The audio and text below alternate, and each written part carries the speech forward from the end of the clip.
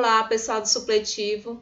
Vamos aí à nossa última aula do período das revoltas regenciais, certo? Próxima aula aí a gente vai ver o segundo reinado. Devido a essas revoltas que ocorreram, a junta governamental, os regentes foram obrigados aí a antecipar a maioridade de Pedro II, para tentar acalmar aí as revoltas que ocorriam nas províncias. A gente vai finalizar aí com a Sabinada, na Bahia, e a Balaiada, no Maranhão. A Sabinada ocorreu em 1837, na Bahia. Foi uma rebelião liderada aí pelo médico Francisco Sabino Álvares da Rocha Vieira. Por isso aí a denominação Sabinada, em homenagem aí a esse médico que era um dos líderes. O objetivo da Sabinada é um pouco diferente aí das demais. Não era uma revolta somente com pobres, certo? Mas existia aí uma classe de, digamos assim, de pessoas cultas, médicos, pessoas que queriam aí criar uma república, criar um governo aí separado do governo central, que era o governo regencial. O objetivo básico era instituir uma república na província, enquanto o príncipe herdeiro, Pedro II, fosse aí, menor de idade. Com o apoio de parte do exército baiano, os sabinos, conseguiram tomar o poder em Salvador, em 7 de novembro de 1837. Mas o movimento não empolgou a maioria da população. Muitos fazendeiros se assustaram aí com as declarações do governo provisório e dos rebeldes que conseguiram tomar o poder em Salvador. Por quê? De acordo com as propostas do governo provisório, os escravos que lutassem a favor da causa seriam libertos. Então, esse tipo de proposta do governo aí assustou os fazendeiros que dependiam dos escravos aí para a produção, principalmente de cana-de-açúcar. Temerosos aí e considerando a experiência já da revolta dos malês, né, que era a revolta dos escravos, em 1835, que a gente viu na aula passada, esses fazendeiros, eles não tardaram a mudar de lado, deixaram de apoiar o movimento e passaram aí a ajudar as forças imperiais enviadas para combater a Sabinada, certo? Com certeza, a saída dos fazendeiros enfraquecia o movimento aí da Sabinada.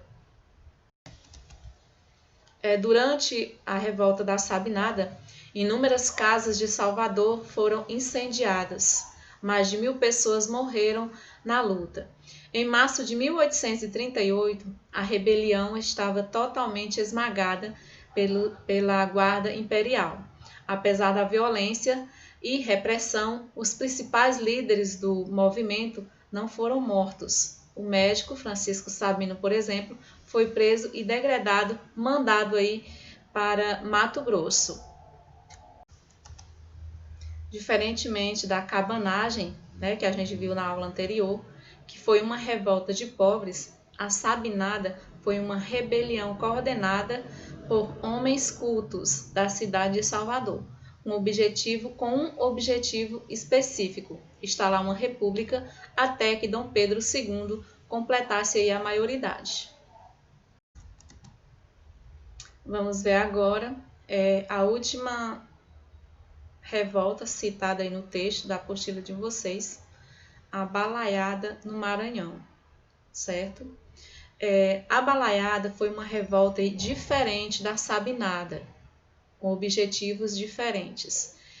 A maior parte das revoltas do período regencial tinha o mesmo motivo desse aí, da Balaiada, certo? A Farroupilha e a Sabinada foram exceções, mas a maior parte das revoltas eram esses os motivos. Era a injustiça social, desvalorização dos produtos brasileiros, certo? Libertação dos escravos, aí, entre outros. A Balaiada foi uma revolta popular que ocorreu na província do Maranhão em 1838 a 1841. Nessa época, a economia agrária do Maranhão atravessava uma crise. A principal riqueza era o algodão e vinha aí enfrentando queda de preço e perda de compradores no exterior. Lembrando que no período regencial, no primeiro reinado e no segundo reinado, a maior parte dos produtos brasileiros eram para venda no exterior, certo?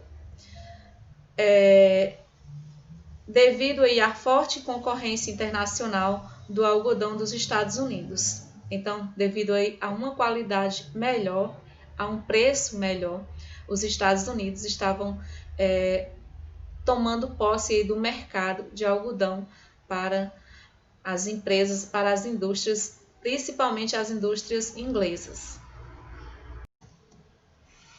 Os produtos dos Estados Unidos eram mais baratos e de melhor qualidade que o produto brasileiro. Quem mais sofria as consequências dos problemas econômicos no Maranhão era a população mais pobre, ou seja, a multidão aí formada por vaqueiros, sertanejos e escravos. Na balaiada, esses trabalhadores reuniram-se para lutar contra a miséria, a fome, a escravidão e os maus tratos sofridos aí pelos grandes fazendeiros. Havia também muita insatisfação entre os profissionais liberais maranhenses, que trabalhavam aí nas cidades e formavam o grupo dos bem-te-vis. Lembrando que esse grupo dos bem-te-vis não estava incluído aí os grandes comerciantes que geralmente eram de origem portuguesa. Foram eles que iniciaram a revolta contra os grandes fazendeiros do Maranhão e contaram aí com a participação dos sertanejos pobres. Os principais líderes da balaiada foram Manuel Francisco dos Anjos Ferreira, fazia balaios, daí a denominação, balaiada. Cosme Bento das Chagas, que era um chefe de um quilombo e conseguiu reunir aí para o combate aproximadamente 3.000 escravos fugitivos, e Raimundo Gomes, que era um vaqueiro. Esses três líderes faziam parte aí da balaiada no Maranhão.